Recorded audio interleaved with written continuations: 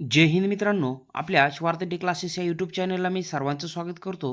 आपण या व्हिडिओमध्ये MPSC ग्रुप सी संयुक्त पूर्वपरीक्षा या संदर्भात महत्त्वाचं म्हणजेच की जॉग्राफी संदर्भात काही महत्त्वाचे प्रश्न अतिसंभाव्य आपण या व्हिडिओमध्ये पाहणार आहोत. तर पहिला पॉईंट आहे या ठिकाणी, महाराष्ट्राच्या कोणत्या दिशेला दरकेसा या नैसर्गिक दरकेसा टेकड्या या नैसर्गिक सीमा आहेत? तर पूर्व, वायव्य, ईशान्य, उत्तर. तर महाराष्ट्राच्या ईशान्य या दिशेला महत्त्वाच्या या टेकड्या आपल्याला पाहायला मिळतील आणि या महत्त्वाचं म्हणजेच की कोणत्या जिल्ह्यामध्ये आहेत? तर गोंदिया या जिल्ह्यामध्ये असतील. महाराष्ट्राच्या पूर्वेचा जर विचार केला तर गडचिरोली जिल्ह्यामध्ये सुरजागड डोंगर, भामरागड डोंगर, चिरोली टेकड्या यांनी महाराष्ट्राची पूर्वेची नैसर्गिक सीमा निश्चित केलेली आहे. महाराष्ट्राच्या वायव्येचा जर विचार केला तर त्या ठिकाणी सातमाळा आहेत, डोंगररांगा, त्याचबरोबर महत्त्वाचं म्हणजेच की तोरणमाळ डोंगर असतील, तसेच आकराने गाळणा डोंगर असतील. त्याच्यानंतर महाराष्ट्राच्या उत्तरेचा जर विचार केला तर सातपुडा पर्वतामुळे महाराष्ट्राची उत्तर सीमा ही निश्चित केलेली पाहायला मिळते, जी की नैसर्गिक उत्तर सीमा असेल महाराष्ट्राची.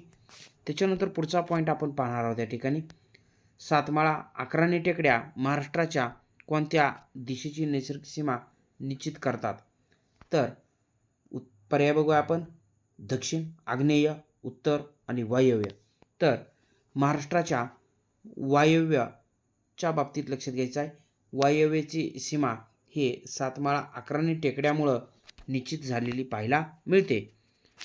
पुढचा पॉईंट आहे, महाराष्ट्रातील सारख्याच नावाचे तालुके व जिल्हे यातील अयोग्य जोडी ओळखा. तर प्रश्न महत्त्वाचा बनतो मित्रांनो. महाराष्ट्रामध्ये असे काही तालुके आहेत की जे दोन जिल्ह्यामध्ये आपल्याला पाहायला मिळतील, त्याच नावाचे तालुके. फॉर एक्झाम्पल, आता आपल्याला या ठिकाणी डायरेक्ट जाऊया आपण आपल्या प्रश्नाकडे. खेड पुणे आणि रत्नागिरीमध्ये आहे, तर बरोबर आहे. त्याच्यानंतर कर्जत आहे रायगड आणि अहिल्यानगरमध्ये, बरोबर आहे. त्याच्यानंतर मालेगाव, नाशिक आणि वर्धा. मित्रांनो, या ठिकाणी नाशिकमध्ये एक मालेगाव आहे आणि दुसरं म्हणजेच की वाशिममध्ये एक मालेगाव तालुका आहे वाशिममध्ये, तर वर्ध्यामध्ये नाही आहे. म्हणजेच की पर्याय क्रमांक 3 या प्रश्नाचं योग्य उत्तर असेल. म्हणजे अयोग्य जोडी ओळखायची होती आपल्याला आणि या ठिकाणी नाशिक आणि वाशिम असं पाहिजे होतं, परंतु इथं वर्धा आहे. आणि चौथा पर्याय आहे या ठिकाणी कारंजा, हा तालुका वर्धा आणि वाशिम या दोन जिल्ह्यामध्ये आहे. तर पर्याय क्रमांक 4 हे सुद्धा बरोबर आहे.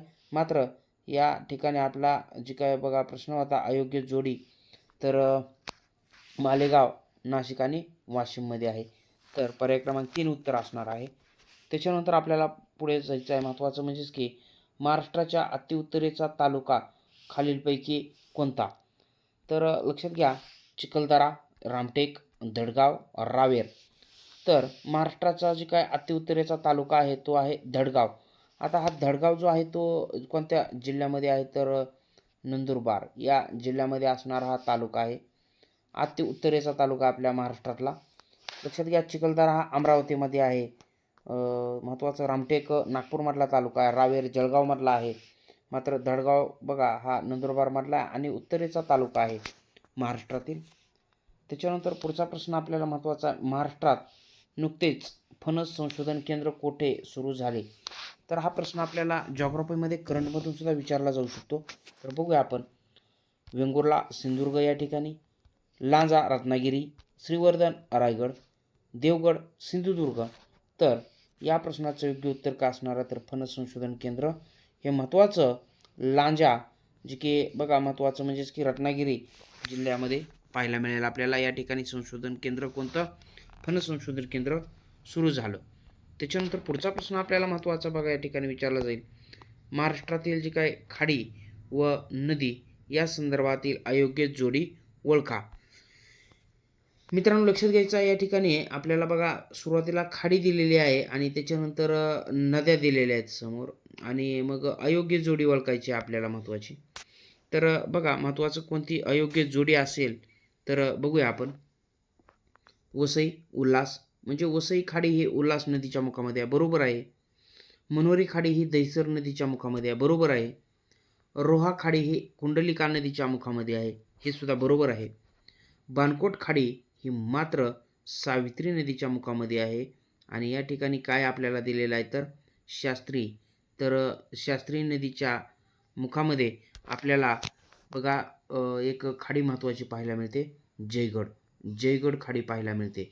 आणि जी की बाणकोट आहे ती सावित्री नदीच्या मुखामध्ये आहे, म्हणजेच की आपलं उत्तर काय असणारा पर्याय क्रमांक 4 बाणकोट. तर महाराष्ट्रातील जे काही बघा महत्त्वाचे प्राकृतिक विभाग त्यामध्ये असणारा कोकण आहे, सह्याद्री आहे, त्याच्यानंतर महाराष्ट्र पठार. तर यामध्ये कोकणातील वैशिष्ट्ये खाडी या संदर्भात बघा हा प्रश्न आपल्याला लक्षात घ्यायचा आहे. आणि मित्रांनो बाकीच्याही खाड्या लक्षात घ्या ज्याच्यावरती प्रश्न परीक्षेमध्ये विचारला जातो. त्याच्यानंतर पुढचा आपण संभाव्य प्रश्न या ठिकाणी पाहणार आहोत. महाराष्ट्राचे काश्मीर म्हणून कोणत्या पठाराला ओळखले जाते किंवा ओळखतात तर पाचगणी, चिखलदरा, तोरणमाळ, कास.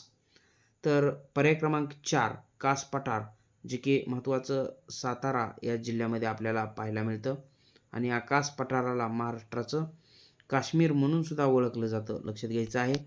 त्याच्यानंतर पाचगणीला आपण महाराष्ट्राचं टेबल लँड म्हणतो. एक महत्त्वाचा प्रश्न हा सुद्धा आहे आलेला प्रश्न, टेबल लँड. महाराष्ट्राचं टेबल लँड कोणतं पठार तर महत्त्वाचं आपलं पाचगणी सातारामधील. त्याच्यानंतर चिखलदरा आहे ते अमरावतीमध्ये येतं. तोरणमाळ आहे ते नंदुरबारमध्ये येणारं पठार आहे. त्याच्यानंतर पाहूया पुढचा प्रश्न आपण. तर मित्रांनो लक्षात घ्या महाराष्ट्रातील असं कोणतं थंड हवेचं ठिकाण आहे की ज्या ठिकाणी आपल्याला रेल्वेने सुद्धा जाता येते. तर पर्याय 1 म्हैसमाळ, 2 माथेरान, 3 तोरणमाळ, 4 महाबळेश्वर. तर पर्याय क्रमांक 2 या प्रश्नाचं योग्य उत्तर असणार आहे माथेरान, जे की कोणत्या जिल्ह्यामध्ये आहे तर रायगड या जिल्ह्यामध्ये असणारं हे थंड हवेचं ठिकाण आहे. त्याच्यानंतर म्हैसमाळ हे जर आपण लक्षात घेतलं तर छत्रपती संभाजीनगर या जिल्ह्यामधील एक महत्त्वाचं एक काय असणार तर थंड हवेचं ठिकाण आहे, छत्रपती संभाजीनगर या जिल्ह्यातील. तोरणमाळचा जर विचार केला तर नंदुरबार या जिल्ह्यामधील असणारे एक महत्त्वाचं बघा हे थंड हवेचं ठिकाण आहे. आणि महाबळेश्वर हे तर आपल्याला सर्वांना परिचयाचं आहे, सातारा. आता या ठिकाणी महाबळेश्वरचं जुनं नाव काय होतं तर मालकमपेठ असंही लक्षात घ्यायचं आहे, मालकमपेठ. तर त्याच्यानंतर आपण पुढे जाऊया. प्रश्न महत्त्वाचा आहे, लोहखनिज निर्यातीसाठी महाराष्ट्रातील कोणते बंदर प्रसिद्ध आहे.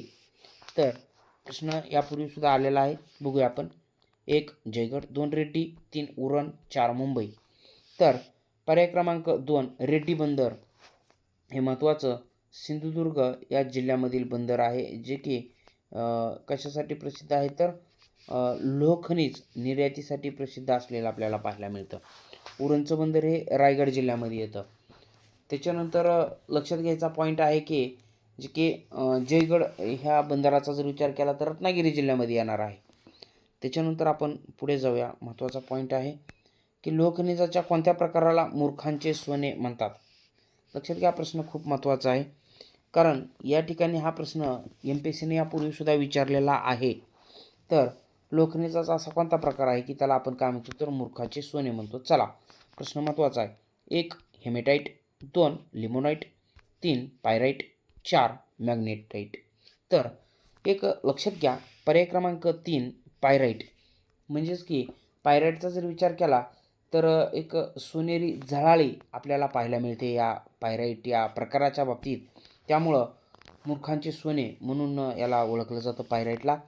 तर या ठिकाणी लोहखनिजाचा सर्वोच्च प्रतीचा प्रकार कोणता असाही प्रश्न परीक्षेमध्ये येऊन गेलेला आहे आपल्याला. तर आपला हा प्रकार कोणता तर मॅग्नेटाईट हा सर्वोच्च प्रतीचा प्रकार मानला जातो, लक्षात असू द्या. तर त्याच्यानंतर बघा सिडेराईट हा सर्वात कमी प्रतीचा प्रकार मानला जातो. त्याच्यानंतर प्रश्न आहे महत्त्वाचा आपल्याला, महाराष्ट्रातील बायसन अभयारण्य कोणते. तर मित्रांनो हा प्रश्न खूप महत्त्वाचा बनतो, कारण लक्षात घ्यायचं आहे की बायसन म्हणजेच ज्याला आपण गवा म्हणतो, आणि महत्त्वाचं म्हणजेच की बघा गवा या प्राण्यासाठी प्रसिद्ध कोणता आहे तर थेट आपण जाऊया राधानगरी या बाबतीत लक्षात घ्यायचं आहे. आणि हे कोणत्या जिल्ह्यामध्ये आहे तर कोल्हापूर या जिल्ह्यामध्ये आहे. त्याच्या अगोदर जर बघितलं पर्याय 1 तर देऊळगाव रेवकुरी अहिल्यानगर जिल्ह्यामध्ये, जे की काळविटासाठी प्रसिद्ध असणारं आपल्याला हे अभयारण्य पाहायला मिळतं. काळविटासाठी प्रसिद्ध कोणतं तर देऊळगाव रेहकुरी अहिल्यानगरमध्ये. फणसाड आहे जे की कोणत्या जिल्ह्यामध्ये येतं तर रायगड जिल्ह्यामध्ये येतं फणसाड. देऊळगाव रेहकुरी हे बघा अहिल्यानगर जिल्ह्यामध्ये. त्याच्यानंतर नांदूर मधमेश्वर. बघा महाराष्ट्राचं भरतपूर म्हणतो आपण या नांदूर मधमेश्वरला, आणि हे नांदूर मधमेश्वर आहे ते नाशिक जिल्ह्यामध्ये येतं. दुसरी गोष्ट आहे की आपल्या रामसर यादीमध्ये समाविष्ट होणारं आपल्या महाराष्ट्रातलं हे पहिलं स्थळ आहे नांदूर मधमेश्वर.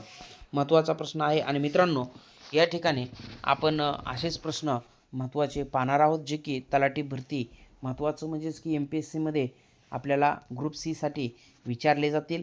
आपण जर माझ्या चॅनलला नवीन असाल तर चॅनलला सबस्क्राईब करा आणि हा व्हिडिओ आपल्या मित्रापर्यंत जास्तीत जास्त शेअर करा. व्हिडिओ आवडल्यास व्हिडिओला लाईक करा. भेटूया अशाच महत्त्वाच्या प्रश्नासह पुढच्या व्हिडिओमध्ये. तोपर्यंत धन्यवाद. जय हिंद. वंदे मातरम.